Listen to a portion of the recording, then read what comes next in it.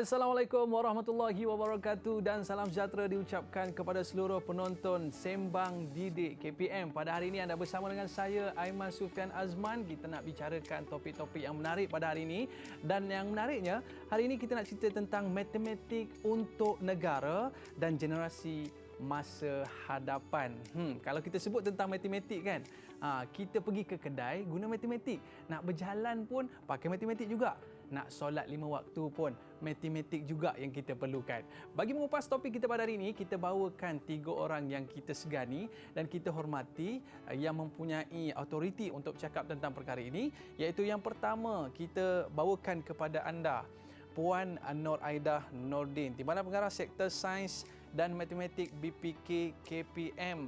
15 tahun mengajar fizik dan matematik, pengalaman belajar di bahagian bekerja di bahagian pembangunan kurikulum selama lebih 10 tahun. Wow, Puan apa khabar? Baik, Alhamdulillah, Amin. Masya-Allah, sihat ya? Alhamdulillah, sihat. Terima kasih kerana bersama dengan kita di pentas Sembang Didik pada hari ini, bagi mengongsikan pengalaman-pengalaman ketika mana bekerja di BPK KPM. Baik, kita ada panel yang kedua, iaitu Dr. Suzilis Shrin Abdul Rahim, iaitu 27 pengalaman mengajar matematik, dan sekarang ini sebagai Timbalan Dekan Ijazah Dasar Fakulti Pendidikan UM Kuala Lumpur. Apa khabar doktor? Sihat, Alhamdulillah. Masya-Allah. Lebih kurang macam nak umur saya dah pengalaman tu ya. Masya-Allah. Jadi terima kasih doktor kerana bersama dengan kita pada hari ini, dan para penonton pastinya tak sabar nak dengarkan pengalaman daripada doktor pada hari ini. Dan yang ketiga, kita ada orang kata orang yang berpengalaman, iaitu Surveyor Teknologis Dr. Zakaria Muhammad Yusof, perunding juruukur bahan CQS dan pengarah pembelajaran sepanjang hayat UTM Space. Apa khabar doktor? Alhamdulillah. Alhamdulillah doktor. Terima kasih doktor kerana bersama dengan kita pada hari ini. Baik, topik perbincangan kita memang cukup menarik. Macam saya ni, daripada kecil memang suka sangat mata pelajaran matematik ni. Jadi kita tak nak buang masa, kita nak teruskan kepada soalan yang pertama yang kita nak ajukan. Siapa dulu ni? Kita nak bersama dengan Puan Nur Aidah dulu. Orang yang bertanggungjawab dalam sektor ini, dan kita nak lihat dalam aspek pendidikan, matematik merupakan mata pelajaran teras yang diajar sejak dari prasekolah lagi. Di sekolah, guru mengajar matematik ini dengan merujuk kurikulum dan buku teks. Mungkin Puan boleh terangkan mengenai dokumen kurikulum. Baik, terima kasih Aiman. Bila kita cakap pasal dokumen kurikulum, sebelum pergi kepada dokumen tu, elok kita tahu dulu apa kurikulum yang kita guna sekarang, kan? Masa Aiman sekolah dulu, Aiman belajar matematik ni, masa tu menggunakan kurikulum yang dipanggil kurikulum bersepadu sekolah rendah, kurikulum bersepadu sekolah menengah. Biasa kita dengar KBSR, KBSM lah. Okey. Masa tu kalau cikgu nak mengajar, cikgu akan lihat sukatan pelajaran. Sukatan pelajaran tu ialah dokumen kurikulum pada masa itulah. Sukatan pelajaran disokong oleh huraian sukatan pelajaran. Okey. Sekarang kurikulum kita adalah berasaskan standard. So dikenali sebagai kurikulum standard sekolah rendah dan kurikulum standard sekolah menengah. Kalau biasa singkatan ni kita cakap KSSR, KSSM kan, ni kita biasa dengar lah kan. So untuk KSSR dan KSSM, apa yang cikgu nak mengajar dan apa hasil pembelajaran yang diharapkan itu termaktub di dalam dokumen kurikulum yang kita panggil dokumen standard kurikulum dan pentaksiran. Ini kita sebut DSKP lah. Jadi kalau sebut DSKP, biasanya cikgu dah tahu, cikgu dah kenal, cikgu dah faham. So apa yang ada dalam DSKP? Macam tadi Aiman kata pergi kedai kan, kita nak berjalan, kira masa dan sebagainya. Itu semua matematik. Apa yang ada dalam matematik itu? Apa bendanya matematik yang nak diajar? Itu ada dalam DSKP. So kalau kita lihat DSKP, kalau kita buka, dia berstruktur lah. Dia bermula dengan matlamat dan objektif kurikulum tu. Contohnya kita ambil kurikulum matematik tahun 1 contohnya kan. So matlamat dia ialah untuk membina pemahaman murid tentang konsep nombor.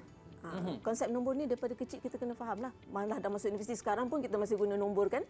So konsep tu itu jadi salah satu matlamat dalam matlamat kurikulum matematik. So selain daripada matlamat, kita ada fokus dalam kurikulum tu yang dinyatakan di dalam DSKP kita. Kita juga ada strategi pengajaran pembelajaran di dalam dokumen tersebut. Strategi ini untuk KSSM dan KSSR kita menekankan strategi yang berpusatkan murid. So bila cikgu kita nak mengajar, cikgu akan rujuk di SKP. So cikgu akan menyusun aktiviti itu yang berpusatkan murid. So apa kaedah, apa teknik yang nak digunakan. So di dalam dokumen kita ni ada cadangan-cadangannya. Contohnya menggunakan simulasi, menggunakan aktiviti penerokaan, kan? Menggunakan didik hibur. Untuk sekolah biasa, sekolah rendah ni cikgu mengajar dengan didik hibur. Semua tu ada di dalam di SKP kita lah. So selain daripada itu, yang paling penting ada dalam itu ialah kandungannya. Apa yang nak diajar, kan? So kandungan ni, Aiman, kalau cakap pasal kandungan, dia ada banyak komponen tau. Dia bukannya ilmu pengetahuan saja, dia ada juga kemahiran. Kemahiran-kemahiran dalam matematik, kemahiran-kemahiran berkomunikasi, kemahiran-kemahiran sekarang sebut cakap tentang abad 21 dan abad-abad yang akan datang, kan? So, semua itu adalah di dalam kemahiran. Kemudian ada juga nilai yang dinyatakan di dalam dokumen tersebut. Okay? So selain daripada pengetahuan, kemahiran dan nilai ni, untuk matematik dia ada proses matematik. Apa proses yang kita perlukan untuk membangunkan kurikulum tu, Puan? Okey, berbalik kepada tadi tu kita cakap pasal kurikulumnya, kan. So dalam untuk menghasilkan kurikulum tersebut, maka kita melalui satu proses. Proses ni, Aiman, bukannya pendek, bukan singkat prosesnya tu. Dia panjang prosesnya dan memakan masa. Kalau kita lihat model pembangunan kurikulum kita di Malaysia ni, kita menggunakan model yang dipanggil cyclic model, dengan izinlah. Cyclic model ni maksudnya kitaran. Dia ada kitaran kurikulum tu. So, biasanya kita bermula dengan analisis keperluan. Analisis keperluan ni kita lihat sangat penting lah, Iman. Analisis keperluan ni maknanya kita mendapatkan pandangan daripada masyarakat, daripada ibu bapa, kan.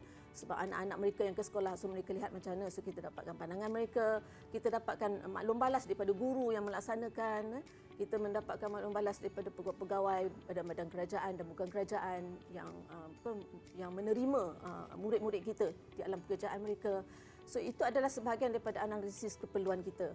So analisis keperluan ini kita lakukan dengan berbagai cara lah. Selain daripada kita mendapatkan pandangan begitu, kita juga boleh mengadakan biasanya libat urus. Libat urus ni melibatkan macam perbincangan meja bulat ataupun ada dialog, kan, dengan pemegang taruh ataupun pihak-pihak yang berkepentingan ni. Okey, so proses ini, Aiman, kalau cakap Aiman tanya pasal proses, so dia selain daripada analisis keperluan, kita ada juga proses yang lain, iaitu merancang. Selepas kita dapatkan maklumat tersebut, kita merancang. So dalam merancang tu kita akan memikirkan apakah reka bentuk yang sesuai untuk kurikulum tersebut.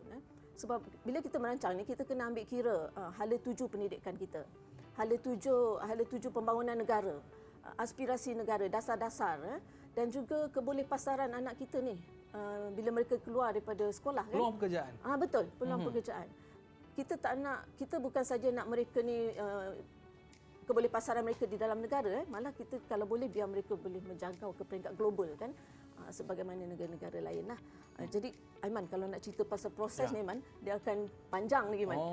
Nanti mungkin ada session lain kita akan cerita lagi, kan. Sebab kalau tadi kita tengok kitaran tu, kan, selepas kita dah membangunkan tu, kita kena rintis dulu, Man. Kita kena rintis dulu, cuba dulu di sekolah, kan, dapatkan maklum balas, kemudian kita baiki, kemudian barulah kita sebarkan. Dan pelbagai proses yang dilakukan untuk mendapatkan satu kualiti yang cukup hebat. Jadi kita nak berbalik, kita nak pergi kepada Dr. Zakaria. Okey, doktor daripada rumah nak ke sekolah berapa minit, doktor? Daripada rumah, kalau dulu rumah saya tu jauh lah. Jauh lah, Jauh, jalan kaki lagi. Jalan kaki. Dalam 30 minit. 30 minit. Jadi itu matematik. Jadi dalam 30 minit tu mungkin kita kena standby dalam orang kata sejam lebih awal untuk pergi ke sekolah. Jadi perkara ini sebenarnya perlu diambil cakna oleh murid-murid untuk sampai ke sekolah lebih awal. Jadi mungkin perkara ini, matematik ini sangat penting untuk kehidupan kepada diri sebagai seorang murid. Jadi kita nak tanya kepada doktor, mengapakah matematik itu sangat penting untuk dipelajari oleh semua murid dan mengapa perlu dipelajari sejak kecil lagi? Okay, terima kasih Aiman. Jadi terima kasih panel-panel sekalian. Kalau balik kepada objektif KSSR dan juga KSM tu, sebenarnya matematik itu untuk menghargai apa yang ada dalam kehidupan kita sekeliling. Wow. Ya. Kenapa? Macam Aiman cakap tadi, kita bangun pagi, kita nak ke mana? Itu kita estimate, kita anggarkan. Bahkan sebelum kita tidur pun, kita dah kena agak malam nak tidur pukul berapa. Besok nak bangkit jam berapa. Berapa lama masa perjalanan daripada rumah ke tempat yang kita nak tuju. Dengan apa kita nak pergi. Dia akan mempengaruhi keputusan kita. Jadi, dan bila kita keluar, kita akan dapat banyak dia punya bentuk-bentuk yang kita lihat. Ada lihat bulat, ada lihat empat segi. Itu maknanya kita menghargai keindahan alam itu sendiri. Ciptaan Tuhan tadi itu. Jadi macam kita buat rumah, dia macam-macam bentuk. Ada yang curve, ada yang ialah maknanya yang square, kan? Dan tengok masjid, ada bentuk macam ini. Itu maknanya, jadi matematik itu bukan sekadar nombor, tapi bentuk dan juga turutan-turutan yang dicipta oleh Allah Subhanahu Wa Taala. Ya. Jadi kepentingannya bila kita menghargai kepentingan matematik tadi, kita rasakan bahawa itulah kehidupan kita. Maknanya membantu kita untuk kita buat keputusan. Ya, nak naik apa, kan? Kalau dekat jalan kaki. Saya pagi tadi saya stay di hotel sebelah. Jadi saya dah agak 5 minit sampai. 5 minit sampai. Jadi itulah keputusan yang kita akan buat. Kenapa kita tak tinggal di tempat yang lebih jauh? Kerana kita rasakan bahawa mungkin ada berlaku halangan-halangan, jam dan sebagainya. Jadi cara terbaik. Jadi maknanya semua perkara-perkara berkenaan dia mempengaruhi kita untuk membuat keputusan. Sampailah apa-apa saja langkah-langkah yang kita akan buat itu akan beri kita satu keputusan yang lebih tepat, lebih jitu dan akan beri manfaat kepada orang lain juga. Ya, Ini dalam dia nak pergi ke kedai kan. Betul. Dia nak estimate masa. Ni dah nak masuk waktu Zuhur ni. Dia nak buat apa? Dia Kan, nak buat apa sekarang ni? Nak beli apa? Ada perbandingan lagi. Yang mana lebih murah, mana lebih kecil. Kerana bila bercakap pasal matematik, dia panjang atau pendek? Panjang pendek. Tinggi ataupun rendah? Besar ataupun kecil? Menarik. Kan? Jadi maknanya perkara-perkara itu kan itu merupakan sifat semula jadi yang perlu ada dalam diri manusia. Ada orang suka bulat, ada orang suka panjang, ya, ada orang suka kecil, bergantung pada kemampuan. Betul. Ya, kemampuan. Kita nak buat rumah besar, tapi kemampuan tidak ada. Kita cek balik. Kita punya kemampuan macam mana. Kira dulu. Jadi pentingnya matematik dalam kehidupan seharian barulah kita buat keputusan. Tak guna kita berangan nak buat rumah besar, tapi kemampuan kita tidak ada, pokoknya kecil. Baik, kita nak pergi kepada Dr. Suzilis. Yang mana kalau kita lihat guru-guru sekarang dah semakin kreatif, dah semakin hebat dan mereka ni bekerja keras untuk beri kefahaman kepada murid-murid. Dan kita nak tanya kepada doktor selaku pensyarah yang menggunakan DSKP dalam latihan guru, apakah pandangan Dr. Suzilis tentang kandungan matematik KSSR dan KSSM? Silakan Doktor. Terima kasih Aiman. Biasanya kadang-kadang bila kita sebut kurikulum, kita ingat dia berkait rapat hanya dengan sekolah dengan guru saja. Tetapi dia juga berkait rapat dengan institusi pengajian tinggi, terutamanya bila yang terlibat dengan latihan guru. Jadi DSKP ni sebenarnya dia jadi salah satu rujukan di dalam pengajian di universiti, sebab hasrat kurikulum, kemudian kandungan kurikulum yang kadang saya suka gunakan istilah roh kurikulum tu, jiwa kurikulum. Dia kena ada jiwa. Dia ada jiwa pendidik, jiwa kurikulum. Jadi yang ini sebagai orang yang terlibat dalam latihan para perguruan ni, kita perlu pastikan bahawa segala pengajian, segala orang kata pengalaman pembelajaran di universiti mesti seiring dengan DSKP. Sebab guru ini dia akan keluar untuk dipertanggungjawabkan untuk melaksanakan hasrat kurikulum tersebut. Jadi kursus-kursus di universiti perlu orang kata kadang-kadang kalau kurikulum KSSM, KSSR tu ada semakan, begitu juga di universiti. Jadi kita perlu ada semakan supaya latihan diberikan seiring dengan apa yang diperlukan oleh kurikulum tersebut. Jadi bila saya lihat dalam KSSM dan KSSR, sebab dulu saya mengajar KBSM. Zaman dulu saya ajar KBSM. Jadi bila saya lihat, saya perhatikan ada dua aspek yang agak orang kata menunjuk untuk diri saya. Yang pertama tentang susunan kandungan kemahiran konten di dalam KSSM, KSSR. Dia lebih memberi perhatian kepada perkembangan setiap topik, setiap konsep di mana kita kata dia lebih bertumpu berasaskan konsep scaffolding. Scaffolding maknanya kita bina yang asas dulu, kemudian sedikit demi sedikit kita mantapkan lagi. So itu saya nampak dalam KSSM, KSSR. Yang kedua yang saya perhatikan adalah tentang hasrat kurikulum matematik sekarang adalah tentang pedagogi atau kaedah yang kita atau guru nak laksanakan untuk mencapai hasrat kurikulum tersebut. So dia lebih kepada orang kata pengajaran pembelajaran abad ke-21. Jadi KSSM, KSSR ni bukan saja orang kata ada pengaruh dia di sekolah ataupun di Kementerian Pendidikan sahaja, tetapi juga di institusi pengajian tinggi, terutamanya untuk institusi seperti di UM, di mana-mana institusi lain di mana kita terlibat dengan latihan perguruan. So dia ada kesan dia juga pada kami di universiti. Wow, maknanya guru mengajar murid.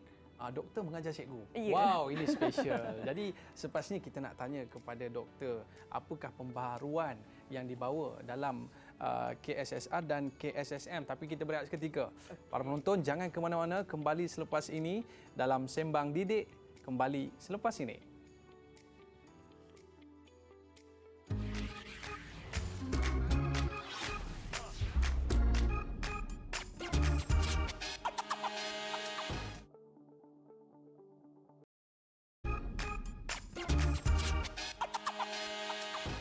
Baiklah, kembali bersama saya di Sembang Didik. Aiman Sufian Azman, pengacara anda pada hari ini bersama dengan 3 panel kesayangan kita pada hari ini. Kita nak sambung perbincangan kita yang cukup menarik tadilah. Yang mana kalau kita lihat pembaharuan yang dilakukan menyebabkan murid-murid ni rasa seronok nak datang sekolah. Jadi kita nak tahu daripada Dr. Suzilis, boleh terangkan apakah pembaharuan dalam KSSR dan KSSM? Okey, terima kasih Aiman. Nak cakap tentang pembaharuan banyak. Jadi saya akan memilih yang saya rasa sebagai guru dan sebagai orang yang melatih guru yang agak orang kata baharu. Satu adalah yang diperkenalkan adalah tentang literasi kewangan. Jadi ada satu topik yang mendedahkan pelajar kepada kepentingan literasi kewangan. Dan juga ada topik-topik yang sebelum ini berada di mungkin peringkat lebih tinggi tetapi telah dibawa ke peringkat lebih rendah seperti yang saya cakap tadi, konsep scaffolding. Jadi kita bina konsep tu sedikit demi sedikit supaya dia mantap.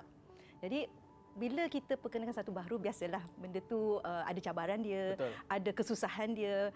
Saya juga sebagai pendidik yang mendidik guru pun orang kata perlu ubah suaikan cara saya mengajar.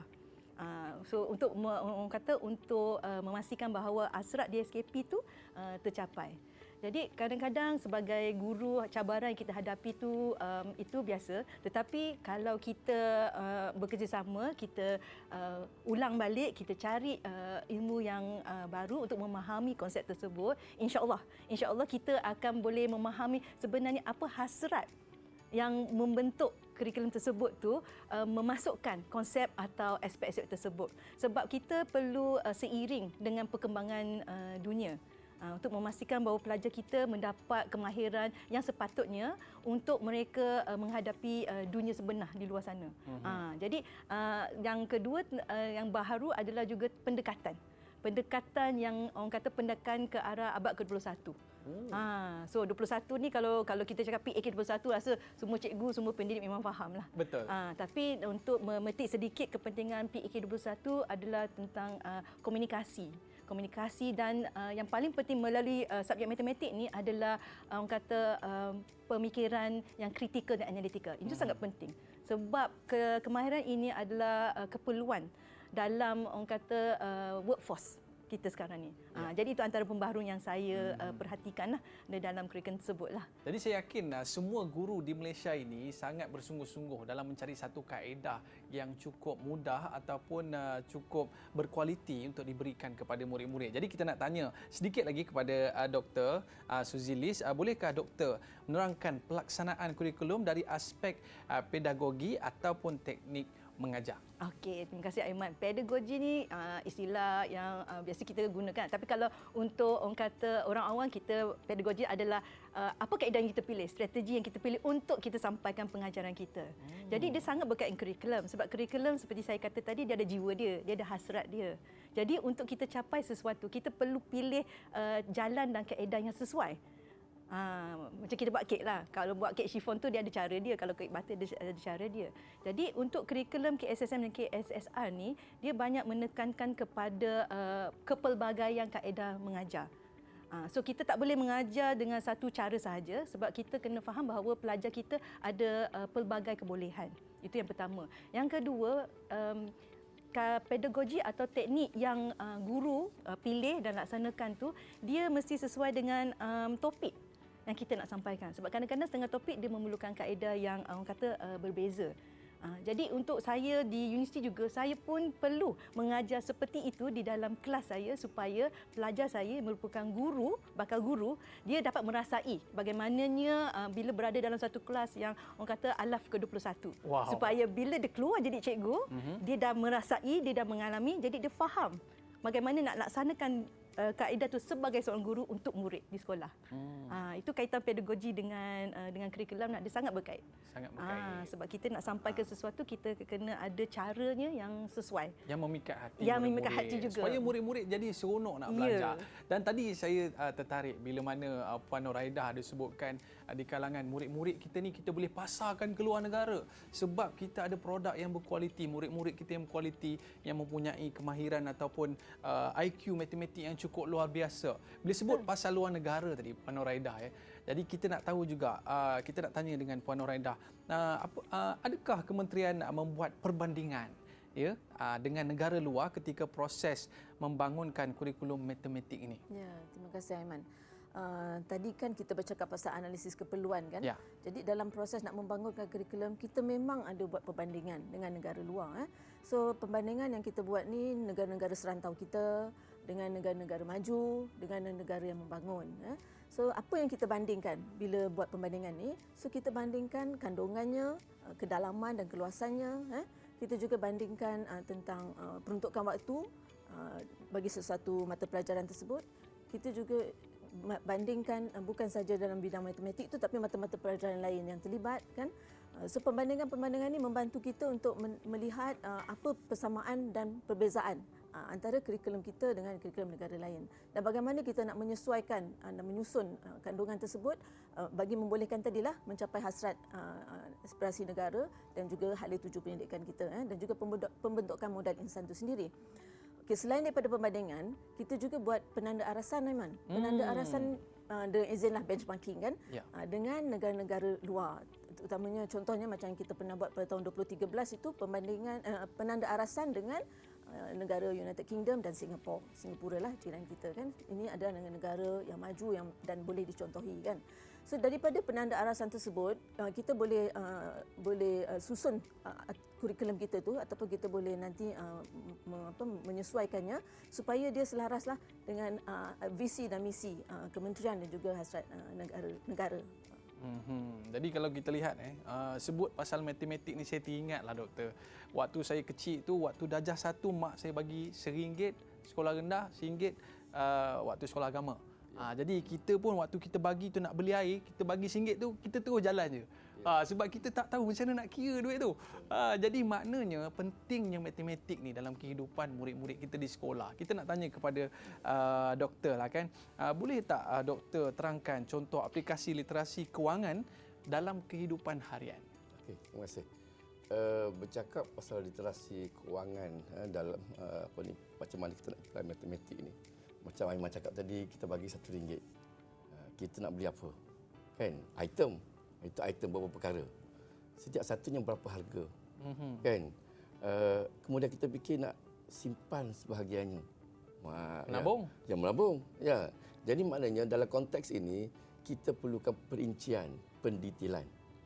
Kalau bahasa Inggeris dia sebut biasanya work breakdown structure. Ya, maknanya bila kita perlu detail, jadi kita boleh prepare bajet tu dengan betul. Jadi dari situlah nanti kita boleh apply di mana-mana saja kita berada. Kalau kita sebagai usahawan, kita nak pastikan aliran wang tunai tadi masuk dan keluar. Bila banyak yang masuk, kurang yang keluar, maknanya kita untung. Ya, bila keluar banyak, masuk sikit, rugi. Jadi itu pendekatan begitu perlu ada. Dan untuk membolehkan aliran masuk tu banyak, beberapa perkara yang perlu kita laksanakan. Dan pada masa yang sama juga, kita kena fikirkan kaedah yang paling baik, yang paling mantap supaya kita dapat menghasilkan sesuatu itu dengan kos yang paling minimum. Tetapi hasilnya memberangsangkan. Jadi bila matematik ini lebih kepada bajet, ya, beberapa perkara. Kemudian dari segi aplikasi lagi, kita perlu lebih detail lagi. Jadi kadang-kadang hidup kita ni orang kata detail ni cerewet, tapi itu sebagai satu keperluan. Kita nak pasang pintu, pasang pintu. kita kena tahu jenisnya. Lain jenis, lain harganya. Kita kena tahu saiznya. Lain saiz, lain harganya. Ya, kita perlu tahu juga grade ataupun kualiti. Kerana semua itu mempengaruhi harganya. Barulah kita boleh tahu kemampuan kita itu macam mana.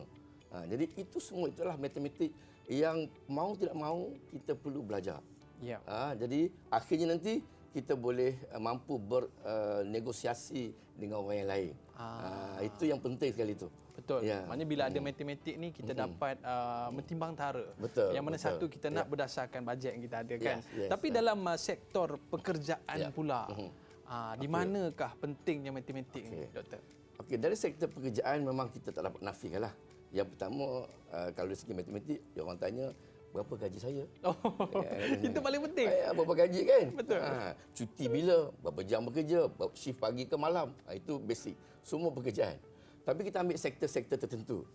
Contohnya sektor pelancongan. Sektor saya sektor pembinaan. Kan bidang saya ni sektor pelancongan. Jadi bila pelancongan tadi tu kita tengok negara mana kita nak pergi lawati. Kawasan mana. Itu semua kan keperluan apa dari segi kos keseluruhannya. Okay? Kemudian berapa ramai. Berapa banyak trip, berapa bas, jarak macam mana.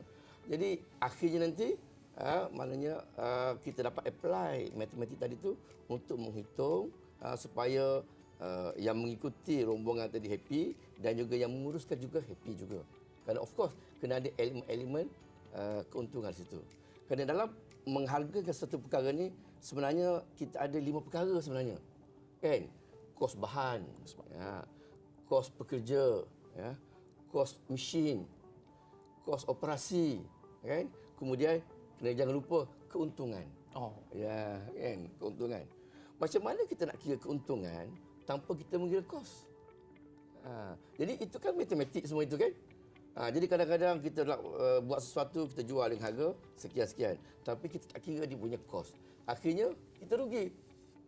Kos sendiri, gaji tidak ada, kos kita keluar, buat marketing dan sebagainya, kita tak ambil kira. Kos juga? Kos, itu semua kos. Jadi itu antara perkara-perkara yang boleh kita apply dalam apa-apa sektor sekalipun. Satu lagi sektor pembinaan. Sektor pembinaan ini maksudnya dia kena buat rumah. Kena buat rumah.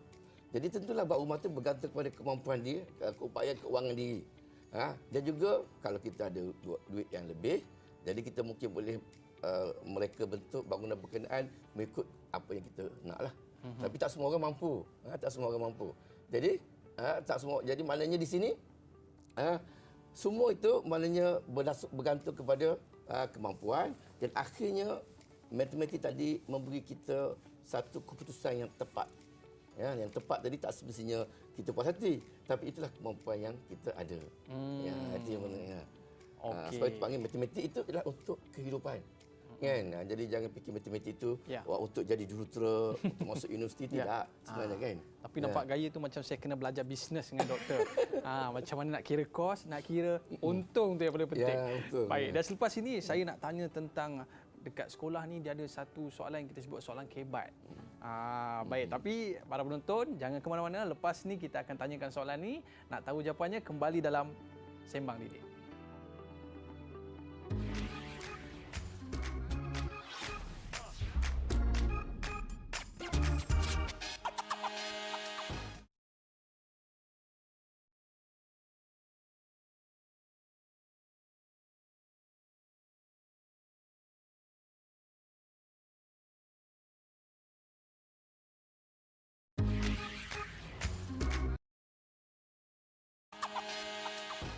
Baiklah, kembali bersama saya Aiman Sufian Azman dalam Sembang Didik. Yang mana hari ini kita bicarakan tentang matematik untuk negara dan generasi masa hadapan. Sebut generasi masa hadapan, doktor. Kita nak pergi kepada Dr. Suzilis. Yang mana abad ke-21 ni, murid-murid ni kadang-kadang bijak pada cikgu lagi. Istilahnya begitulah kan. Jadi maknanya guru kena lebih kreatif dan mainkan peranan yang cukup penting untuk memberikan murid-murid ni berfikir dengan aras yang lebih tinggi. Jadi kita nak tanya kepada doktor sebagai orang yang berpengalaman dan juga orang yang terlibat dalam perkara ini, apakah pandangan doktor tentang kebat dalam membentuk keupayaan murid dalam pemikiran matematik dan masa depan negara? Silakan doktor. Okey, terima kasih Aiman. soalan Aiman ni. Okey, bila kita sebut kebat, dia sebenarnya satu kemahiran. Kemahiran kita kata berfikir aras tinggi. Tapi sebenarnya kebat ni dia bukan perkara baru sebab sebelum ni kita kenalkan kebat ni sebagai KBKK, kemahiran berfikir secara kritis dan kritikal. Jadi bukan dia kritis, dia bukan sesuatu yang orang kata baru. Tapi ditekankan sekarang ni sebab keadaan semasa. Sebab di alam pekerjaan, okey, kemahiran berfikir secara analytical dan kritikal dan kreatif ni sangat-sangat penting. Sebab pergerakan di luar sana, kita kata IR 4.0 tu, dia bergerak sangat cepat. Dia berasaskan sains, matematik dan seterusnya. Jadi, untuk guru yang kita latih di universiti dan juga untuk guru-guru yang di luar sana, mereka perlu memahami. Saya pun perlu memahami sebenarnya kebat tu apa. Ya. Kita mesti ada satu pemahaman yang orang kata sama. Jadi Aiman, kadang-kadang bila kita sebut kebat, orang akan terbayang, even pelajar, dia akan terbayang mesti soalan tu panjang, mesti soalan tu berbelit-belit, tapi sebenarnya berhuraian, bercerita panjang, tapi sebenarnya dia tidak. Bila kita sebut tentang kebat ni dalam proses pengajaran pembelajaran, dia melihat kepada tahap pemikiran yang kita orang kata perkenalkan. Jadi dalam pengajaran pembelajaran kita, okey, guru perlu orang kata wujudkan situasi dari segi pedagogi atau teknik yang digunakan, dari segi soalan yang diberikan, dari segi aktiviti atau latihan. Dia mesti ada ciri kebat di mana bermaksud di sini ciri dia akan membawa pelajar tu kepada tahap-tahap pemikiran yang berbeza-beza, yang makin lama makin tinggi. Dia boleh menjadi seorang yang sangat analytical, sangat kreatif. Kalau kita lihat dalam KSSM tu, dia ada beberapa orang kata penyataan yang menggalakkan guru untuk mewujudkan aktiviti yang akan mengembangkan kebat ni di dalam kalangan pelajar. Contohnya kita melihat sebagai satu aktiviti yang melibatkan tentang membuat dan mengesahkan konjektor tentang hasil tambah orang kata sudut dalam poligon. Jadi aktiviti macam melibatkan penakkulan, eksplorasi. Jadi aktiviti ini akan sangat-sangat menggalakkan pelajar tu untuk berfikir. Itu kebat yang dimaksudkan di dalam kurikulum kita tu. Itu sangat penting sebab kita perlukan tenaga orang kata kerja yang generasi muda ni untuk masa depan negara kita. Betul. So kita nak orang yang berfikir. Itu pentingnya kebat. Cikgu saya kata kalau nak berfikir ni kena fikir luar kotak. Jangan luar kelas je. Jadi kita dah lihat kepada Puan Noraida dalam konteks kurikulum. Ya. Apakah yang dikatakan sebagai kebat? Ya, betul Aiman. Terima kasih Aiman. Kebat ni macam tadi Aiman cakapkan kemahiran berfikir aras tinggi. Maksudnya berfikir tu kena tinggi sikit daripada yang biasa mereka fikirkan. Jadi kalau dalam kurikulum kita memang diberi penekanan kebat ni. Macam Dr. Suzy kata tadi, diberi penekanan yang sebelum ni ialah KBKK lah, secara kritis dan kreatif. Jadi dalam kebat ni biasanya diberi penekanan apabila murid itu sudah boleh mengaplikasikan, sudah boleh menggunakan pengetahuan dia, kemahiran dia dan nilai. Dan nilai yang diperolehi berkaitan dengan matematik ni di dalam situasi yang baharu ataupun dalam kehidupan harian mereka lah. Okey, kita ambil satu contoh. Biasanya dalam kelas kalau cikgu nak menerapkan kebat ni, dia perlukan aktiviti. Sebab tu kita kata tadi perubahannya ialah strategi itu berpusatkan murid. Contohnya kita ambil nak mengajar jumlah sudut dalam segitiga. Kalau dulu Aiman sekolah kan kita belajar segitiga, cikgu akan cakap sudut sini, sudut sini, sudut sini, jumlah dia 180. 180. Kan? Kalau dalam segitiga. So cikgu pun letak nama, sudut ni A, sudut ni B, sudut ni C. Cikgu pun tulis kat papan hitam A campur B campur C sama dengan 180. Dulu masa saya belajar, mungkin Aiman pun dulu belajar macam tu. Cikgu dah tulis, kita pun salin lah, kita pun gunakan. Tapi dalam nak menerapkan kemahiran berfikir aras tinggi ni, cikgu akan menggunakan aktiviti hands-on, aktiviti yang murid sendiri buat untuk dia discover dengan izin untuk dia menemukan bahawa rupanya jumlah ni adalah 180. Contoh kita ambil contoh. Kita minta murid lukis segitiga, tak kisahlah saiz macam mana pun, kemudian potong bucu dia tu. Contohlah, maksudnya murid sendiri yang buat. Dia dah lukis segitiga, dia potong bucu, dia tak tahu sudut tu berapa kan. Dia potong je bucu-bucu, kemudian susunkan bucu-bucu tersebut, jadi tak garis lurus kan. Disusunlah macam mana pun dia akan jadi garis lurus. Kalau Aiman tak percaya nanti Aiman boleh cuba. Saya nak kena cuba juga ni. Okey. So bila kita susun tu dia jadi garis lurus kan. Sudut kat garis lurus berapa? Kan? Gunalah jangka apa panggil? protector kan. Jangan ke sudut lah. Dulu masa saya sekolah panggil jaga sudut. Ukur tu murid sendiri akan discover, akan menemui bahawa jumlah tu 180. Jadi mereka sendiri faham bahawa sudut ni jumlahnya 180. Dalam proses murid tu nak buat aktiviti tadi tu, murid tu sebenarnya dah gunakan pelbagai kemahiran berfikir. Dia dah mengaplikasi, dia dah menganalisis, dia dah pecah-pecahkan, dia susun balik misalnya. Dia juga dah boleh membuat penilaian, dia sendiri buat pertimbangan berapa dan dia sendiri buat keputusan. Dan akhirnya cikgu biasanya akan suruh murid sendiri merumus apa yang dapat daripada situ. So murid kata, okey cikgu, jumlah sudut ni adalah 180 sebab murid sendiri boleh beri justifikasi dia. Itulah kebat dalam kurikulum kita, Aiman. Maknanya mereka sendiri yang buat pertimbangan, mereka buat keputusan dan mereka buat rumusan. Saya suka sangat perkataan tu. Jadi kita nak tanya kepada doktor, kalau kita sebut kebat dengan matematik dalam pekerjaan ini, perlukah ataupun ianya sebagai satu perkara biasa je? Okey. Sudah pasti perkara itu menjadi satu keperluan, kerana perubahan itu cepat berlaku. Ya. Kadang-kadang kita belajar dulu lain, tapi aplikasi di pekerjaan itu lain. Jadi masing-masing memerlukan satu tahap pemikiran yang agak tinggi. Saya bawa 3 perkara, kan. Maknanya untuk kita supaya pelajar-pelajar, supaya murid-murid tadi boleh apply. Kita pakai konsep 3A. 3A. Maknanya matematik. A apa? A pertama, dia mesti accept the reality, cepat. Kan? Supaya, macam mana ni? Aku belajar lain, kerja lain. Kan? Supaya dia boleh adapt. Dia boleh accept reality kita. Dulu kita belajar dulu face to face. Kan? Bila dah pandemik, belajar secara online. Bukan sekadar murid-murid, cikgu-cikgu nak kena accept reality berkenaan. Walaupun kita tak suka. Macam saya, 36 tahun mengajar. Kan? Akhirnya 36 tahun, di penghujung servis bercakap dengan dinding. Kan? Maknanya tak ada pelajar murid-murid di depan, tak ada pelajar-pelajar di depan. Tapi kita kena accept this is the reality supaya kita mencari teknologi-teknologi yang sesuai. Jadi untuk mencari teknologi yang sesuai tadi, kita kena adapt. Kita tak belajar Zoom di dalam kurikulum kita. Kan? Kita tidak ada. Tapi suasana berkenaan itu membolehkan kita adapt the teknologi. Ya, perkiraan tadi tu. Jadi tak boleh kira lagi, dulu saya tak belajar, tak boleh. Tidak boleh jadikan excuse lagi. Jadi keputusan-keputusan beginilah yang penting kepada kita bila bekerja nanti. Kerana tak semua apa yang diajar di universiti, di peringkat sekolah, itulah yang dia akan buat di medan pekerjaan. Ya. E yang ketiga, ya, mana kita kena adjust. Okey. Mana apa, bila kita adjust, jadi kita dah terima hakikat yang berlaku, kita dah boleh adapt dengan teknologi, maka kadang-kadang teknologi itu tidak sesuai sedikit dengan kita, so kita perlu adjust. Macam mana nak letakkan slide, macam mana nak letak tengok sini. Jadi semua itu hasil daripada pembelajaran lah. Jadi maknanya dalam matematik ni dia kebat tadi sepatutnya latihan-latihan yang dibuat di sekolah tadi mampu untuk mereka ni berfikir dan juga membuat keputusan. Kerana buat keputusan itu sangat penting dalam medan pekerjaan. Kadang-kadang dalam masa satu minggu, kadang-kadang 30 minit, kadang-kadang immediate decision nak kena buat. Terus nak kena buat kan.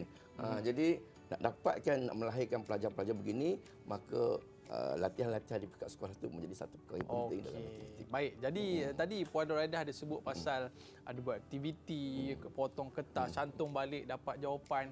Saya nak tanya tentang aktiviti selepas ni. Baik, murid-murid pun nak tahu kan, suka tak buat aktiviti kat sekolah? Suka. Okey, baik. Tapi kita berehat seketika.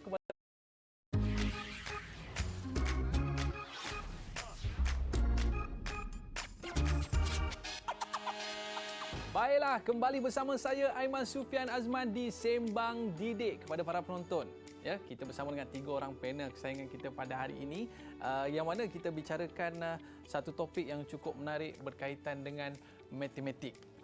Bila sebut matematik, nombornya 1 sampai 10, ya, dan 10 nombor ini boleh dijadikan sehingga beribu-ribu, beratus jutaan, sehingga milion, trilion dan sebagainya.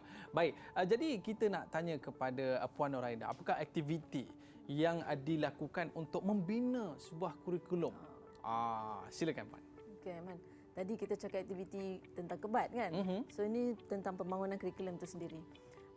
Jadi apa yang kita buat dalam membangunkan kurikulum ni, selepas dapat analisis keperluan tadi itu, kita akan merancang, kemudian kita akan membuat pemetaan. Sebelum kita menulis sesuatu kurikulum tu, kita akan petakan dulu. Petakan dari segi kandungannya, dari segi agihan waktunya, dari semua aspek berkenaan kurikulum tersebut. So pemetaan ini kita buat daripada sekolah rendah hingga ke peringkat menengah lah, untuk kita lihat kandungannya tu dari segi kedalaman dan keluasan, dan juga sama ada, sebab ada beberapa model dalam kita membangunkan kurikulum ni, sama ada dia bentuk spiral, maksudnya kita akan ulang cuma kedalaman dia bertambah, ataupun dia secara modular, maksudnya dia habis satu kemudian satu lagi topik kan. So selepas kita menulis tersebut, kita akan selepas memeta, tadi memeta. So, selepas kita petakan barulah kita tulis. So kita biasanya adalah template ataupun format dalam penulisan kurikulum ini. So lepas menulis, maka kita akan ada pemurnian dan pemantapan sebelum kita membuat uji rintis. Uji rintis ni maksudnya ialah melaksanakan kurikulum tersebut secara terhad. Terhad dari segi bilangan sekolah dan dari segi bilangan tempoh waktu dia. Jadi melalui uji rintis itu nanti kita akan dapat maklum balas lah tentang bagaimana kurikulum yang kita nak bangunkan tersebut. Nanti kita akan ada lagi sekali kitaran kawal kualiti sebelum kita boleh sebarkan. Itu sikit sebanyak tentang aktiviti kita lah. Itu yang menyebabkan dia makan masa tu sikit, Aiman. Dia dan juga berkualiti kan. Ya, betul. Dan kita nak tahu juga bila dah siap semua tu kan, apakah badan ataupun jawatan kuasa yang meluluskan kurikulum matematik ni? Ya, betul. Bagus soalan Aiman. Sebab kita nak menjamin kualiti dia, sebab ini adalah kurikulum yang dilaksanakan di seluruh negara, melibatkan semua peringkat murid untuk pembentukan modal insan. Jadi di kementerian kita ada 2 jawatankuasa yang tertinggi, 2 jawatankuasa tertinggi, iaitu jawatankuasa kurikulum kebangsaan. Ini di peringkat pusat, iaitu di peringkat kebangsaan. Jawatankuasa ini dipengerusikan oleh Ketua Pengarah Pendidikan Malaysia. Okey, satu lagi jawatankuasa yang akan meluluskan, jawatankuasa ini dia bukan saja meluluskan, dia juga memperakulah supaya kurikulum ini boleh dilaksanakan. Satu lagi yang tertingginya ialah jawatankuasa perancangan pendidikan ataupun JPP. Jawatankuasa ini dipengerusikan oleh Menteri Pendidikan. Jadi yang sekarang ini adalah Menteri Kanan Pendidikan lah. So selain daripada 2 jawatankuasa tertinggi ini, kita ada juga jawatankuasa lain di mana kurikulum kita ini akan melalui beberapa jawatankuasa sebelum dia boleh dilaksanakan tu, iaitu melalui mesyuarat profesional Kementerian Pendidikan Malaysia. Ini yang dipengerusikan oleh Ketua Pengarah Pendidikan Malaysia, dan juga pengurusan tertinggi, mesyuarat pengurusan tertinggi Kementerian Pendidikan. Yang ini dipengerusikan oleh Ketua Setiausaha KPM sendiri. Selepas dapat kelulusan ini, Aiman, yang tadi kan saya ada sebut tentang merintis kan, nak rintis tu. So bila kita dah rintis, kita tambah baik berdasarkan kepada maklum balas rintis tersebut, maka kita kena melalui lagi jawatankuasa kawal kualiti, dipanggil jawatankuasa validasi kurikulum mata pelajaran. Jadi semua mata pelajaran bukan saja matematik akan melalui jawatankuasa ini. Setelah disahkan sesuai ataupun tidak ada masalah ataupun boleh dilaksanakan, dia bukan boleh dilaksanakan lagi. Dia ada lagi satu jawatankuasa, iaitu jawatankuasa kawalan kualiti bahagian pembangunan kurikulum. So kita melalui banyak proses kawal kualiti sebelum dia boleh dilaksanakan lah. Baru sampai ke sekolah. Ya, betul. Macam itu orang kata punyalah kita nak jaga kualiti dan kita nak pastikan murid-murid kita ini dapat menguasai matematik dengan baik. Tapi doktor, ialah Allah ciptakan manusia ni berbeza-beza. Ada yang mampu menguasai matematik ni dengan tahap yang sederhana, dan ada yang mampu menguasai matematik dengan tahap yang begitu luar biasa. Jadi kita nak tanyalah kepada doktor, apakah perkaitan antara keupayaan murid itu dalam matematik dengan masa depan negara dan generasi yang akan datang? Silakan doktor. Wah, hebat soalan Aiman. Oh, masa depan negara So, kenapa kita perlu matematik? Kerana kita memerlukan masyarakat yang boleh berfikir. Of course berfikir ni macam-macam level lah. Level pengarah, level di peringkat pengurusan, penyeliaan, dan juga mungkin di peringkat bawahan. Tapi semua itu, proses itu perlu ada seorang yang jadi ketua, dia yang akan buat keputusan. Yang direct, maknanya yang mengetuai kumpulan berkenaan. Dan mereka-mereka ini mestilah ada ilmu tertentu untuk memastikan setiap keputusan yang mereka buat tadi itu betul mengikut misi organisasi, misi negara. Umpamanya kalau kita nak lahirkan tenaga kerja mahir negara mengikut sektor. Contohnya dalam sektor pelancongan kita perlu berapa. Jadi berapa ramai, macam mana kita nak lahirkan begini. Jadi kita akan arahkan ataupun kita akan rancangkan setiap peringkat supaya mereka ni mencubakan diri. Jadi of course dalam proses itu kita kena timbullah peringkat untuk kita nak tanam minat mereka ataupun kecenderungan tadi supaya mereka dia nampak hala tuju tadi tu. Dia nampak, dia belajar matematik, dia dah nampak dah. Matematik ni kadang-kadang dia tak minat ni pasal aku bukan nak masuk universiti. Tapi dia kena tahu kan, sesimpel jadi buruh binaan pun dia kena ada matematik. Kan? Berapa lama untuk menyiapkan sesuatu perkara. Ya. So nak pasang kapet untuk kawasan begini, berapa orang yang diperlukan. Jadi itulah memberi peluang untuk dia membuat keputusan. Keputusan mereka daripada bawah ini akan membantu keputusan yang lebih atas. Jadi dia akan tahu dari segi produktivitinya. Produktiviti. Nak cat dinding seluas begini, berapa lama ambil masa. Jadi ataupun dia boleh nak menjimatkan lagi. Mungkin dia kena tambah masa yang sesuai. Jadi keputusan-keputusan yang nampak simple begini akan membantu negara dalam merangka berapakah sebenarnya keperluan tenaga kerja mahir dalam sektor-sektor yang berkaitan. Sama juga dalam sektor pelancongan. Ya. Jadi kita nampak pelancongan ni ada pulau, ada apa nama-nama ni dia punya resort tertentu. Tapi bagaimana penyediaan infrastruktur yang berkenaan? Infrastruktur ni banyaklah. Kan, jalan, jambatan dan sebagainya. Semua ini akan diisi oleh generasi-generasi yang akan dia nampak. Itulah punya peluang-peluang untuk mereka melaksanakan pekerjaan itu. Jadi ini dia. Kalau daripada apa yang disebutkan oleh ahli panel kita, jelas menunjukkan bahawa nak tak nak kita kena mahir untuk mata pelajaran matematik ini untuk generasi yang akan datang. Baik, sedikit mungkin kita nak dengar kesimpulan daripada Dr. Suzilis daripada perspektif latihan guru. Silakan Doktor. Terima kasih Aiman. Jadi kalau dari perspektif perguruan, kita perlu pastikan bahawa guru-guru yang bakal keluar untuk melaksanakan kurikulum matematik yang sedia ada, mereka perlu mempunyai fahaman dengan kurikulum tersebut. Mereka perlu faham bahawa pembelajaran matematik dalam abad ke-21 ini sebenarnya menekankan pemikiran matematik. Jadi pemikiran matematik itu sangat penting. Yang kedua, para guru juga perlu memahami bahawa bukan setakat kandungan saja, tetapi kemahiran yang lain seperti kemahiran berkolaborasi, kemahiran boleh berkomunikasi dan menyelesaikan masalah itu sangat penting dalam kehidupan seharian. Dan kemahiran ini dapat pelajar capai melalui pembelajaran matematik. Jadi sebagai guru kita perlu dalam bahasa Inggeris kita perlu empower pelajar. Kita berikan kuasa belajar pada pelajar di dalam kelas, tetapi guru sebagai orang kata facilitator, mereka akan guide pelajar tersebut supaya pelajar ni akan dapat melalui proses pembelajaran yang bermakna. Dan aktiviti yang diberikan itu akan membantu pelajar melihat kepentingan matematik seperti yang telah disebutkan oleh panel-panel lain, bahawa matematik itu adalah sebenarnya dalam abad ke-21 untuk saya adalah tentang berfikir, dan negara kita perlu rakyat yang berfikir. Bila kita berfikir, maka kita akan lebih berinovasi dan kita akan maju ke hadapan. Kita nak pergi kepada doktor, sedikit kesimpulan yang mana kalau kita lihat daripada perspektif orang awam itu sendiri. Okey.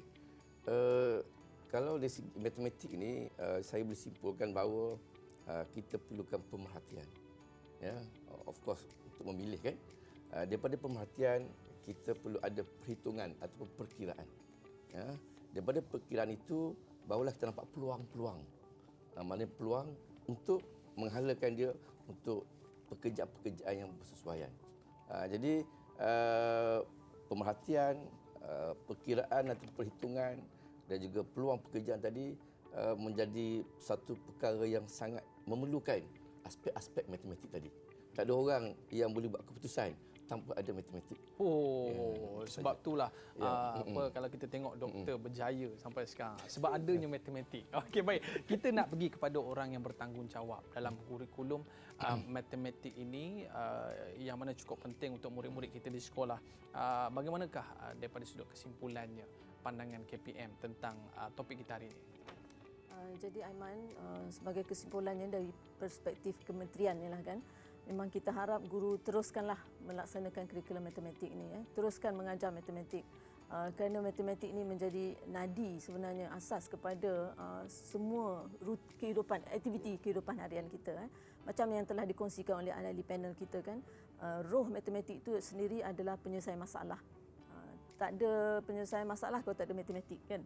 Kalau kita belajar matematik mesti ada problem penyelesaian masalah. Jadi sebagai di pihak kementerian kita memang berharap supaya hasrat ini diteruskan, dicapai melalui guru-guru yang melaksanakan kurikulum. Sebab dalam pembentukan negara, sebagaimana yang panel-panel kita dah sebut pun, memang perlunya ada pengetahuan matematik tersebut. Sama ada taras tinggi atau rendah, matematik itu perlu, memang dia akan gunakan dalam kehidupan mereka. Baik, kita nak ucapkan jutaan terima kasih kepada Puan Noraidah Nordin, Timbalan Pengarah Sektor Sains dan Matematik BPK KPM, dan kita nak ucapkan jutaan terima kasih juga kepada Dr. Suzilis Shrin Abdul Rahim, Timbalan Dekan Ijazah Dasar Fakulti Pendidikan UM Kuala Lumpur, dan juga kita nak ucapkan jutaan terima kasih kepada Surveyor Teknologis Dr. Zakaria Muhammad Yusof, Perunding Juruukur Bahan CQS dan Pengarah Pembelajaran Sepanjang Hayat UTM Space atas penjelasan dan juga ilmu yang diberikan kepada saya. Saya bertambah jatuh cinta kepada matematik bila dengarkan kupasan daripada panel-panel kita pada hari ini. Dan kepada murid-murid sekalian, macam mana sekarang? Dah mula minat dengan matematik? Terus buat latihan dan insya-Allah anda semua akan berjaya. Kita jumpa lagi dalam Sembang Didik. Assalamualaikum warahmatullahi wabarakatuh.